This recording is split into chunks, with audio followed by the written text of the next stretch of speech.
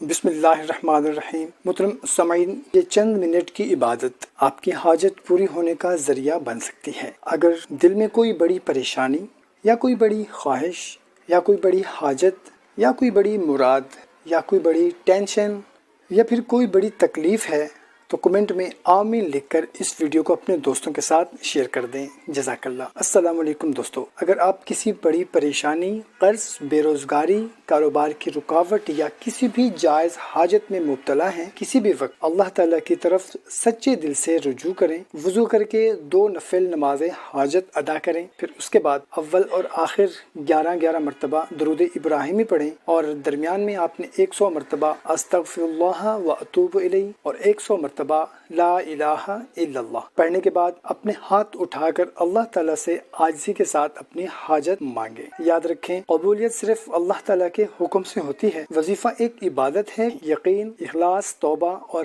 حلال روزی کی کوشش کے ساتھ دعا کریں اور 5 وقت کی نماز کو اپنا معمول بنائیں۔ اللہ تعالیٰ آپ کے تمام جائز حاجات پوری فرمائے گا۔ آمین۔